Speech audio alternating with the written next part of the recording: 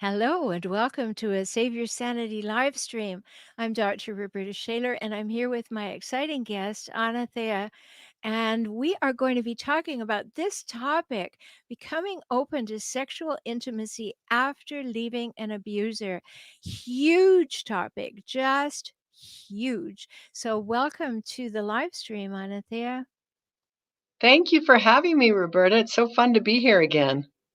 It is fun. And, last week, the episode that we did together aired, and the topic of that episode was reclaiming your body after an emotionally abusive relationship. So, great follow up. Go and listen to Yeah. the episode last week. That's episode 210. And then reclaim your body. And then today we're going to talk about once you've reclaimed your body, we'll talk about reclaiming it a little, I'm sure. And then how do you ready yourself to be interested in or not afraid or trusting enough or feeling safe enough to once again have sexual intimacy with another human? So, what do you think is people's biggest fear about doing that after they've left an abusive situation? Trusting themselves and trusting their boundaries because it's so easy to fall and slip right back in. It's not easy. I mean, once you've been abused, you do have like trauma to be able to go back into it. But it depends on how many times you need to go through that to learn the experience, right? So Yeah. some will go back again, dip back in again, and dip back in again until they finally had enough. And if they're at a point where they've actually had enough and they're ready to, they don't want to wall off anymore and they want to open up to that, it's really a matter of tuning in and learning to trust yourself and knowing when to say no and knowing when to open and when to close, Mhm. when to pull back and when to move forward. Yes, I think a really important part of that is learning to say no and making it all right. One of the things you Yes. have to do is give yourself permission that no is a full sentence. If you don't want that to occur in your life at this time, you simply can say no. And it is not meant to offend the potential partner. It is meant to say, not for me at this moment. Just very simply. It's not, no, you horrible human. It is me expressing, I don't care to have this happen right now. Yeah. And I think that whether it's definitely programming, but I see it a lot with my students is they feel guilty or have some type of obligation for, and I'm just going to do a gender thing for his satisfaction or for Mhm, the other person's satisfaction, you know? mhm, And I think someone that's been sexually abused has to really embody the idea that I'm not responsible for somebody else's pleasure. The only person who I'm responsible for, whose pleasure I'm responsible for, is my own. And through mhm. opening to that, I can help them open to more pleasure. But I am not responsible for another person's pleasure. No, and I'm sure people have a question about that. Certainly, you want another person to enjoy the experience. You're not just going to take, but you're not responsible for whether or not they can ask for what they need and want, or they're interested in certain things that they don't discuss with you. And you're not a mind reader. So you're Right. not Right. responsible for those things. And I think that's a huge thing. And I think, it wouldn't be inappropriate to know that there is a gender difference in that because women have been accultured to think that they are more sexually objectified than men. And so, therefore, we've been told that we are supposed to take care of the needs of a partner. And, you'll hear that so repeatedly. Like many times, I'll have clients who come from particular religious organizations, and they're have it quoted to them that they are supposed to be in all subjection to their husbands, and that includes sexually. It can get very, very confusing, can't it? Totally. I have one student that um, was raised in a very religious family, and she's having, it's been a very deep journey for her to um, not feel guilty just experiencing pleasure in her body, Mm. you know? And this is Yes. deep, deep imprinting from childhood. Mhm. And, when you can be in a state of pleasure, and pleasure is equal to receptivity. So it's not just sexual pleasure, it's being open hearted, it's being open minded, it's being, receptive, but in a way that's not where you're being walked on. You're being, true pleasure and true receptivity is a place of wholeness. It's you're Yeah. when you're in when you're in an experience or in a state of pleasure, true pleasure, then you're attracting in the right types of experiences. Yes. Yes, we just had Bree who said to us, "Thank you for this talk." So, Bree, if you have Oh, questions, by all means ask them because this is your moment and it's available to you. So just put your questions in the chat. Yeah, awesome. let's just think about pleasure a little bit more. In some cultures, pleasure is seen as kind of selfish. Pleasure is an indulgence. Right. This world is tough and it's all about suffering kind of thing. So even the word pleasure might titillate a few people like, oh, guilty pleasures. We put that together as a two-word phrase, guilty pleasure. Are we supposed to feel guilty because we feel pleasure? No, but I'm sure you have something to say about that. I do. So I think that when you are in a state of pleasure, well, for me personally, I feel like one of the gifts that I have to offer the world is my brightness, my energy, my ability to be out in the world and smile. That's pleasure. And I was in sales, and I knew the days that I felt happy, that magic would happen. And so part of what I know for me is what I give out to the world is me in a state of pleasure. And Mhm. so it can be sexual, but it doesn't have to be sexual. And we get all tripped up with this idea of, that guilty pleasures and all of that stuff. I don't know. Maybe somehow I didn't get that programming because this is part of my soul's purpose. But when your body is open and receptive and you're having a good day or you're smiling and your aura literally is like 10, I don't know, like 10 feet, 6 to 10 feet around you, you know Mhm.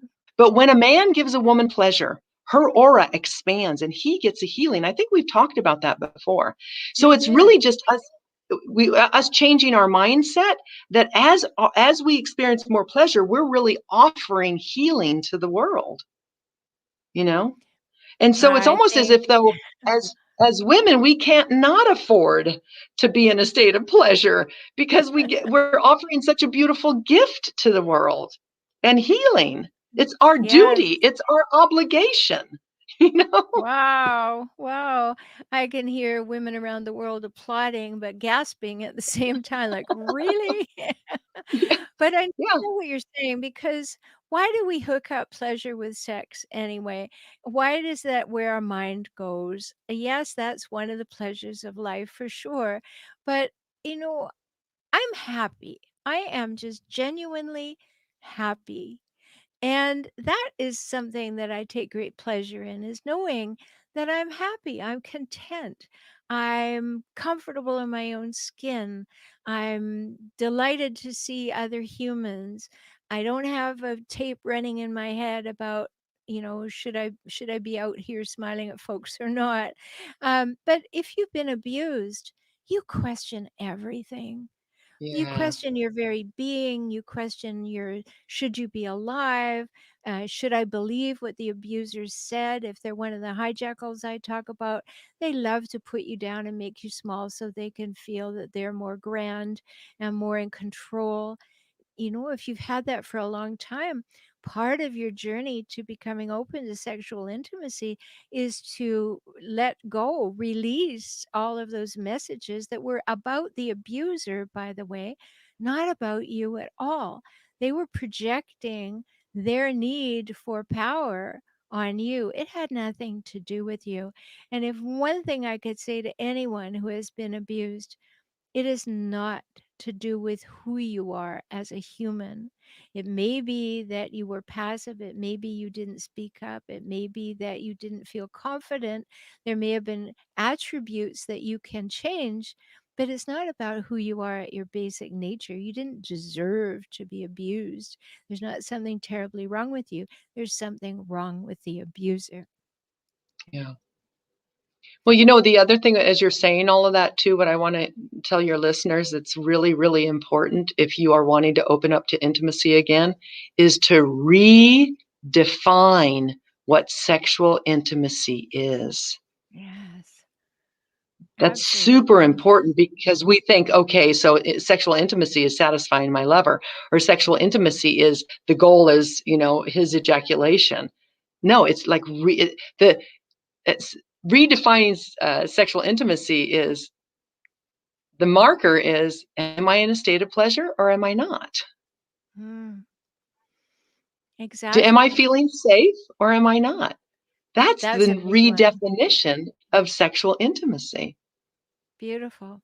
Because that's so important for us to realize that we are in charge. Now, sometimes, of course, we're overpowered. I'm not suggesting that humans don't get overpowered, but we are in charge of calibrating who we let close to us in ever deepening steps. And if we don't feel confident that I can say, I'm uncomfortable here. No, I don't like his or her energy, and I don't speak up because I don't think I have the right to speak on my own behalf. That's a huge piece of learning that you may need to relearn after you've been with an abusive person, because they will abuse you verbally, they'll abuse you emotionally, physically, sexually, financially, spiritually, because they just need to have power over other humans. And it has nothing to do with your basic nature as a worthwhile human being. It has something to do with their need to have power over you. So, learning again to stand in your fullness, in being your full self, who knows that you have the right to say what you need and want, to say what's okay and what's not okay. You have the right to set boundaries. You are the one who is in charge of that. It can do a lot to helping you begin to feel safer in your own skin. And start with tiny ways, not sexually. Start with Right. little ways, like, no, I don't care to go to that restaurant. No, thank you. I wouldn't like a drink. Start in ways that say, I'm allowed to say no. It really gives you a sense of, oh, the world didn't stop turning. I guess that was okay. And you begin to realize that you can do a little more of that, do a little more of that. Just own your own values, own what's important to you, own your fact that people have to earn your trust, and earn that you want them to realize that you are going to look after your own safety because of what you say no to. Yeah. Well, it's interesting. Like, imagine being with somebody where you can just cuddle without having it to lead to sex. Yay, yes. We're all for that. You know, Bree said here, I like non-sexual experiences. Yeah, I mean, meaning I would imagine that what she was saying was it doesn't lead to penetration. It can be an intimate time with another human being without that act being the only goal. Right, right. And that's part of Yeah. the redefining sex. Sex is not intercourse, not only intercourse. As a matter of fact, intercourse is just a small portion of sex. And that's the mindset that we need to create. It's Yes. just really creating a whole new, you know, it's creating a whole new way of thinking around sex. We received our physical sexual education from our male counterpart, and now it's up to us. It's an obligation. It's a duty for women to teach our men the spiritual, softer, a more loving, heart centered side of sexuality. But first, we need to embody it, you know? So if someone's sitting there right this minute saying, "I have no idea how to do that," I hope you're going to tell them the first 2 steps. Okay, step number one is to understand and be willing to redefine sex. Step number two is do it with your body and your own sexuality. Yay. So exactly. So you create pleasure sessions with yourself. You do sexual exploration with yourself. I think we even talked about this before. In Greece, they call men malakas. So malaka translated in Greek is masturbator. So socially, did we talk about that? We did, yeah. Yeah, yeah. And so, women touching themselves is, understanding your body is so important. And reclaiming your body as sacred and not thinking that a sexual act is just something that you share with another. You create that within yourself. So Right. redefining sex and then establishing your own sexual relationship with yourself. And it doesn't have to Huge. be that that's what you do all the time, but it's kind of like a rite of passage that you go Mhm. through with yourself, Right. you know. Beautiful, and we've got some comments here. Simply Savvy said, "Oh, I'm excited to hear this. Intimacy has been so hard for me since I was jaded for so long." Yeah, that'll happen. And then Mm, went on to say, "I'm coming into my own, but re-engaged with my ex and it turned things sour again." Well, if your ex was a hijack call, it will. And the last comment, "I have never felt fully comfortable with a partner, or if I have, it was used and ruined." Well, I think you're mm. summing up a lot of women's experiences, probably men's too. I can't speak for them, but you know, coming into your own sexually is what you're talking about, isn't it, Anna-Thea? Yes, yes. Yes, Yeah. definitely, and it's not and it we leave that piece out. We were given this Cinderella syndrome that we're gonna grow up and the guy's gonna know, all about us, and it's so not true. We need to teach them everything about us, but first we need to teach ourselves about, our own self, and that's taboo. You're not supposed to do that. No one talks about it, and it's so important to have that exploration. Mhm. And to get over the idea that this is something really secret and hidden. Yeah. We've got a big taboo nature that still exists in this so-called progressive world we live in, that somehow those things, I'm not suggesting masturbating in public. But that we Right, shouldn't or be every day or anything like that, I mean, no, it's but realizing that this is a natural part of life. It's not some secret, horrible thing that you have to pretend you don't do.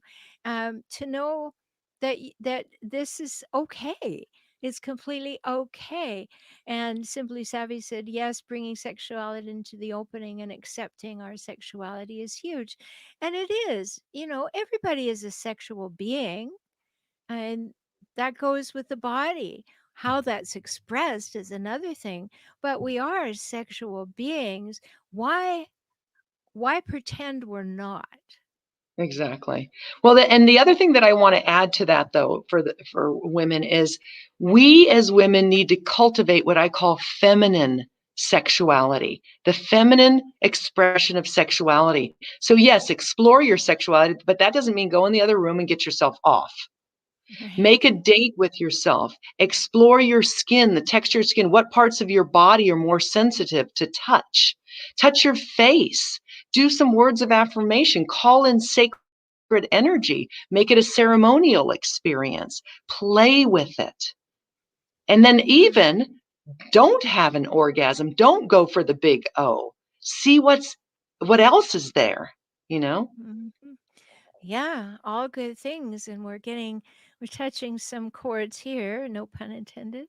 Uh, um, Simply Savvy said, "I learned that suppression from an early age can hinder it long term. I love the topic. Yeah, Mm, I think that suppression from a young age, people are discouraged. Children are told not to touch themselves.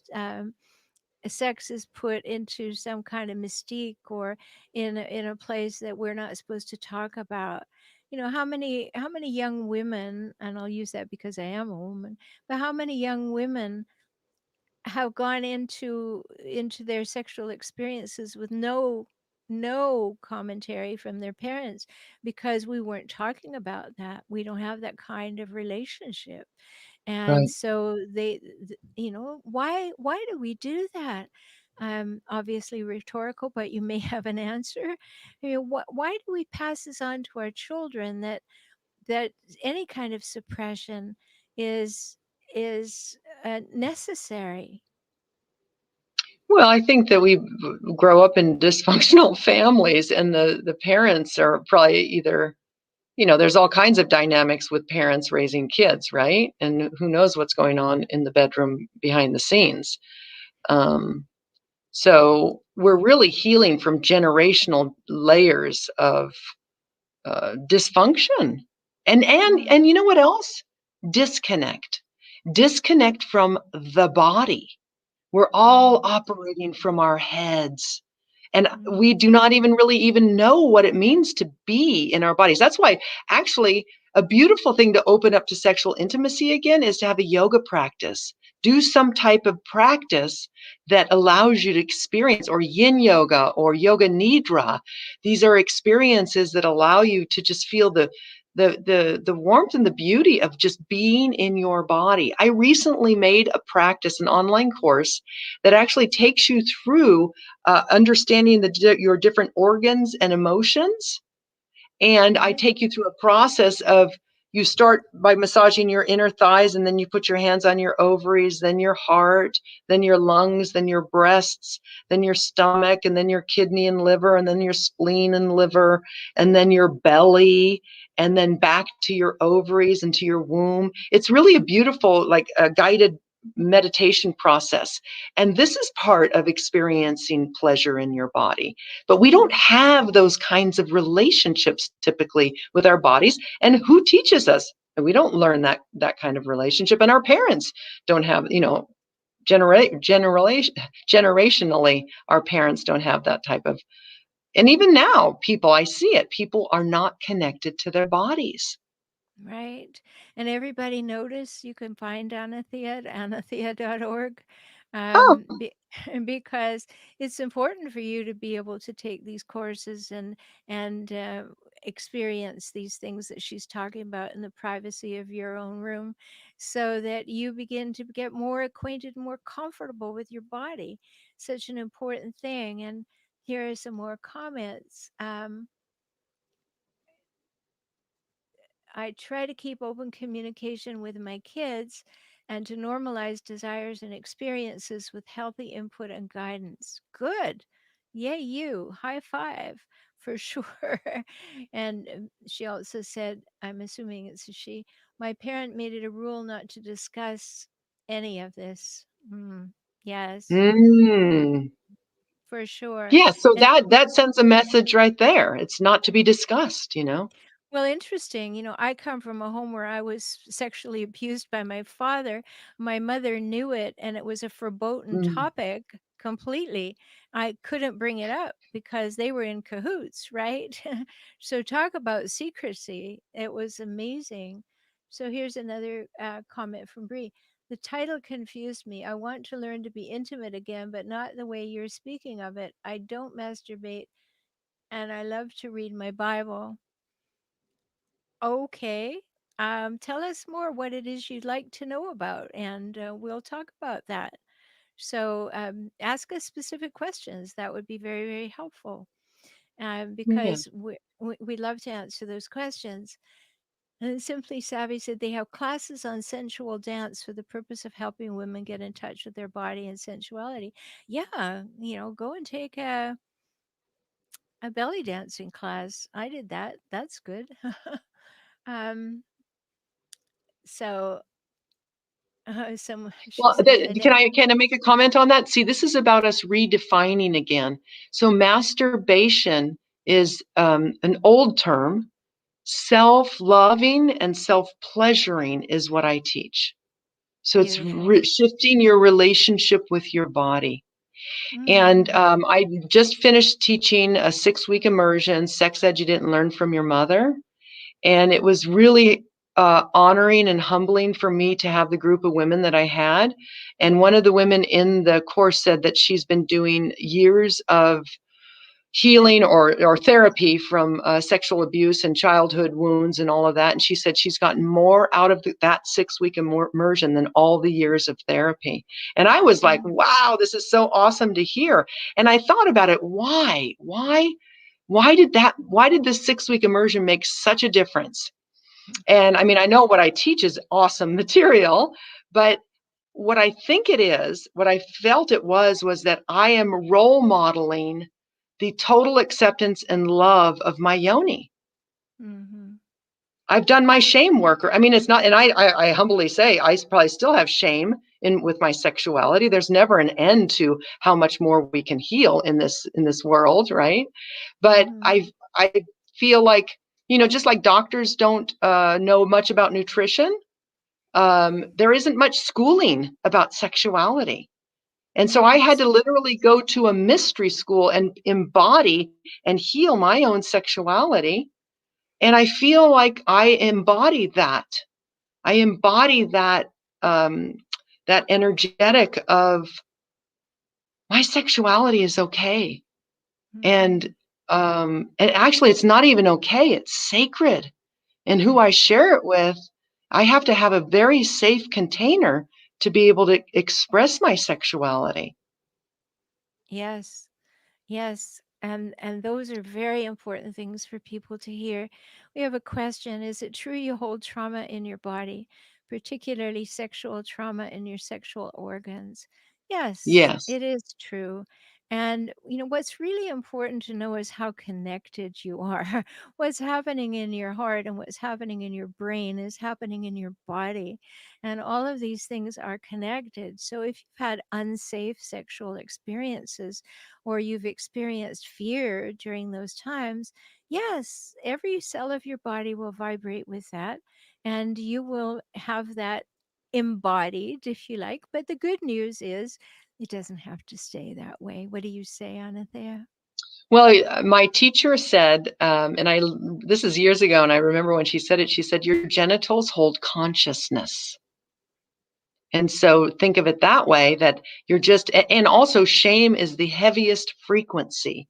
When you free yourself from the shame that you're holding in your consciousness in your genitals, you're actually lifting and raising the frequency or the consciousness that you're holding between your legs. Mhm. Yes. So let that sink in for a moment. You Yeah. know, Yeah. that that your body remembers. There's a wonderful book in my field because I focus on emotional and verbal abuse, but there's a wonderful book in my field that deals with all kinds of abuse. It's called The Body Keeps the Score, and it's a Mm. very heavy, dense, thick read, but the point is the title, The Body Keeps the Score. So, what are you tallying up in your body, right? So, if you've had some experiences in these ways that have been damaging to you or fearful to you, or maybe premature to you that you didn't even know what was happening to you, these are important considerations. Um, and so, here's a comment. I understand where you're coming from. We grew Oh, I see. A person wrote and said, "I'm too embarrassed to speak. I don't want to speak up." And the response was, "I understand where you're coming from. We grew up with the idea of sex being almost a dirty thing, and it's hard to see it any other way." And yes, that's exactly what we're talking about. That in fact, we have been given perceptions that are erroneous, but were passed down to us, as Anna-Thea said, generationally. The shame of the mother comes to the daughter, and the same thing with the father, and all of that happens. So it's just being visited on us, and we can change that. at any time that we decide to delve in and understand and accept something different and be open to it. So Lou went on to say, but self love isn't dirty and we deserve to have pleasure too. Yep. Yes. And you know, you don't know what you don't know, though. That's why you're not going to learn how to heal your sexuality just by hoping that it's going to happen. You really literally need tools and skills, and you And need loving time people. doesn't do it either. Right. Yeah. You need to be in a group with and learn skills. You need to be supported. You need to be guided. Um, Mhm. Otherwise, it won't happen. You won't learn these things, you know? Well, people come to me all the time, and I'm sure they say the same thing to you is, well, with enough time, I'm sure I'll forget, or with enough time, it'll fade away. But if we don't actively take a part in saying, no, Mm. I want something better, I want something that is not like that, I want something different that is honoring and respectful and safe and allows me to trust my partner, then the best thing to do is to get some help. You know, being able to look at all of the emotional underpinnings of it is very important. Having the kind of education that Anna-Thea provides for you, again, great add-on to the healing process, and start to embody yourself differently. You're going to change yourself from the inside out, and this is very important. And we had a comment here, sex can be made dirty, especially with unhealthy conditioning, but it's not inherently dirty, especially in the context of a healthy relationship. And the response to that by another participant, you're so right. I understand that. I've lived that. Yes, it takes intentional self work and awareness and healthy boundaries and unhealthy partners. Healthy boundaries with unhealthy partners. Yes, and it also takes that in that intentional self work, saying that you deserve to have pleasurable experiences. You deserve to energetically read whether or not someone's energy is acceptable to you, something that you would welcome closer to you. And you deserve to be able to say, No, not for me," right? Right. Oh, totally. And I think above and beyond that, you need to be role modeled a new way. You know, just like our parents role modeled the dysfunctional ways, you don't know what you don't know. You need to be role modeled a new way. That's how I've learned. Mhm. When I remember I came into my whole divine feminine certification program completely wounded, right, from relationship. And I remember towards the end of the program seeing a couple that I'd seen through the program, and they were role modeling committed love. They were role Mhm. modeling good communication. I'd never seen that before.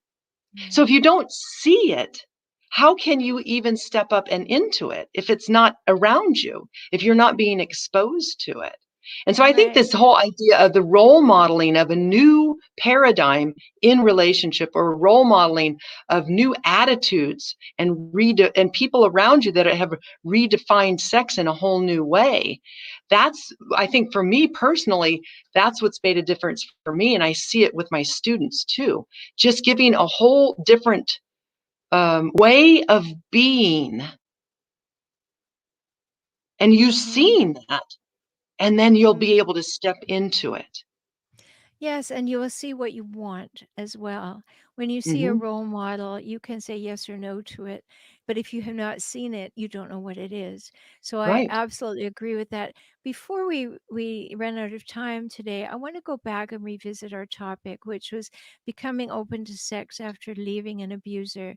We've given all kinds of great things to do in order to get reacquainted with your body, recalibrate what you want. I just want to say a few things about the emotional aspect of doing this, which is that when you have been living in fear, if you've been with an abuser, particularly someone you were married to or living with, or maybe it was a parent or whatever, um, you live with a degree of fear. You live with one ear open at all times. You you may be listening for footsteps coming down the hall or something happening. And so there are emotional pieces that you absolutely need to look at in order to become open to sex after an abuser, because you need to protect yourself and you know you need to protect yourself and you maybe didn't. So also do the emotional work that allows you to see that what happened was not about fault. It was about experience. And there were things that maybe you didn't have the skills to do. Maybe you didn't know how to do, how to speak up for yourself, how to set boundaries. Please, please, after an abusive relationship, don't beat yourself up. Because if you could have done better, you would have done better because you would have known how to do better. So please be very gentle with yourself if you've been in an abusive relationship. If you are in one, I hope you have a plan to leave it, because if it's still going on, Mhm. you need to do something about it.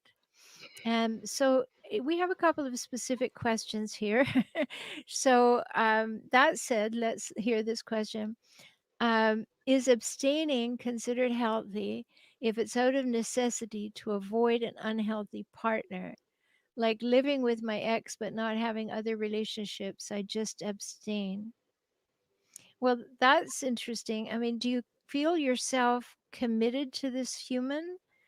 Are you in a relationship that there should be an expectation of sex? Do you have agreements or unspoken agreements that that should be happening and it's not? Or have you come to a place where you have clearly said, no, this is not happening anymore. We may be inhabiting the same house, but we no longer have that as part of our bond for our committed relationship. That would be really healthy to know the answer to before we speak up. And the question went on, is that healthy, or should I be more intentional about developing this more? Not casual relationship, but not abandoning it altogether. Okay, so let us know what kind of boundaries you have on your relationship, what you've discussed, so we can talk about abstaining to avoid an unhealthy partner. I personally think that that sounds pretty healthy to me. I mean, why would you want an unhealthy person's energy coming anywhere close to you? Right. And abstaining is a good thing if you're cultivating, because it gives you space to cultivate a relationship with yourself. So abstaining is different than shutting down. It's a choice. Yeah. Yeah. Oh, okay. Here's the answer. We cohabitate and co parent out of financial and logistical necessity with a degree of separation, but he could still be jealous even of friendships. He's a hijack call. I'm shocked. I thought, yeah, just kidding. But it sounded pretty much like that was the direction. So, yes, this happens to many people. So, this is a really good question. Out of co parenting and Mm. financial reasons, you end up in the same house. So, you're sort of living together apart. And You what don't you're have. role modeling is a non-juicy, closed off relationship. And I'm not, this is a very, very tough situation. And I'm not saying that the person's doing anything wrong. But you're dealing with a person that doesn't want you to be alive, doesn't want you to be juicy. I think it's really healthy for kids to see a woman that is alive and juicy. I love using that word juicy. But being in a situation where you don't want to cause havoc with the man that wants to suppress you. And so it's all in really developing boundaries, communication, and agreements on, um, yeah, that's a real tough. I feel for you. I feel for you because you don't want to role model to your children a lackluster mother, Yeah, an there's an important piece. unloved mother, an unloved mother. Mhm. And I Mhm. don't want to add any problems to our listener, because if she has to stay there out of financial and co parenting necessity, I don't want you to feel that, oh, I'm doing the wrong thing. But, I hope you have clear boundaries and your next thing says you do. The situation, or you don't, the situation and boundaries aren't clearly defined. But I'd rather abstain than engage in something toxic, but I'm not also able to engage in other relationship or it sets him off. Well, it sounds like you may need to have the hard talk, the talk that says, "Let's get real." Now, obviously, if you're with a hijackal, he wants to have some control and power over you. He doesn't want you, but he doesn't want anybody else to have you, and I understand that dynamic completely. But then it becomes a situation of being able to have the best conversation you can, which is often very difficult with a hijackal. I'll give you that for sure. But to be upfront about it, like, I don't care to have sexual relationships with you, and I am not going to do that. And I want to have, as we're coexisting in this house, why don't you have 2 evenings a week out and I have 2 evenings a week out? And that, just let that be however it works, right? You see if you can come to some agreement that gives him the sense that he has been set free, and that will also accord you some of the similar. Oh, it's just, thankfully, yeah, you're absolutely right. She's written so much. She said, "I agree, which is part of why I left but returned on a court order. It's that, or there's no mom in the home." So Mm. thank so thankfully, I have much better boundaries and help than before, because I can't really talk to the hijackal. Yeah, you're in a difficult situation. I understand that completely. But one thing you can do for sure is accept what Anna-Thea is saying, and do your own work by yourself. Do that growth of getting into the self-pleasuring realm to remind yourself of what it is to be, as Anna-Thea says, a juicy woman. No, you don't need a guy for that. Well, the And other thing too is role model pleasure in non-sexual ways. Dance mhm, with your children. Roll around on the grass in the front yard with your children. Do sensual, just be juicy in non-sexual ways so they can see a mother that's connected to her body. Learn how to mhm. master your emotions so that when you have emotional stuff that you can actually give it a voice, because these emotions will get stuck in your body and you'll become rigid, right? So when you Mhm. have emotional stuff, learn how to actually be able to be transparent and understand what the core need is underneath that emotion and give it a voice. That'll keep your body moving and alive and literally in a non-sexual way, juicy, you know? Mhm. Yes, and I think those are really wonderful things to practice. Maybe you can even have gratitude that you have this time to explore all the things that we're talking about without maybe you don't get to move on in the relationship or have sexual pleasure with another human, but it gives you an opportunity and a time to embody this and to express this and to fully experience it before you move on, because at some point, hopefully, the financial restraints will be lifted and you will have the opportunity to do things differently, or he will get otherwise interested and have less inclination to be as carefully monitoring you. So she said, "Oh, I like that, Anna, about non sexual juiciness. I do that with music and I can do more on that front." Have Wonderful fun with it. Play perspectives. play with it. Yeah. Yeah. Yeah, absolutely. And do lovely things for yourself. If you enjoy the very best chocolate, that's a sensual experience. But don't just grab it and stick it in your mouth. I mean, enjoy looking at it, enjoy anticipating it, enjoy every little taste of it. That tickles your senses. That's what a sensual experience is.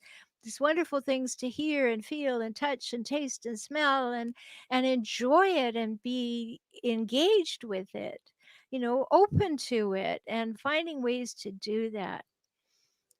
She said, "I just have been in this crappy situation for so long. I wonder if I'll ever have a healthy intimacy." You will. You will. You're on the right path. You're looking for it. You're doing what you can at this point. And when things can change, they will change. Every child leaves home. If it takes that long, have the juiciest life that you can if you need the financial help. but you know what you're working toward. You're working toward more freedom. So stay on that path. What do you add, Anna-Thea? Well, just to the reminder that intimacy is into me, I see. So really taking this journey of using that abstinence as or abstaining as a time of cultivating that greater sense of self-awareness. That's intimacy. Hmm. Yes. So many things, and we could talk forever. But I just want to remind everybody that you can find Anathea here at this website, anathea.org. That's there for you. If you want to talk to me, you go to forrelationshiphelp.com. And so we're here for you. We've got much to share with you, as you can tell. Two different ways of healing, very connected to one another and important, truly important. So be sure that you have a look if you've enjoyed this live stream. Also, go and enjoy SaveYourSanityPodcast.com. There's over 220 episodes there for you on all things that have to do with recognizing, realizing, recovering, and rebuilding after toxic relationships. Thank you so much for being my guest, Anna-Thea. It's been an honor. I think this is big work that, overcoming abusive relationships is big work. So thank you for having me. Oh, you're so welcome. And thank you for being with us, everybody. Glad that you were here, whether you spoke up or not. I'm just glad that you were interested. Stay tuned. If you like to receive notifications when there are Facebook Lives, be sure if you're on Facebook to like my page, and that will allow you to know when something is planned. If you're on YouTube, subscribe and hit the notification bell. That will let you know when the topic is. I do the Save Your Sanity podcast live here every Monday evening at 7 p.m. Pacific. So if that interests you, come on along. I do the podcast straight to the camera afterwards. And during, of course, people are putting all their comments and questions in. Afterwards, I answer those and we have a great conversation. So come on along and subscribe. I'm Dr. Rhoberta Shaler. I'm so happy that you've been with us. And I hope that you will watch out, subscribe, and come along and chat with us again soon. In the meantime, take very good care of yourself because you're precious and you matter. Talk soon.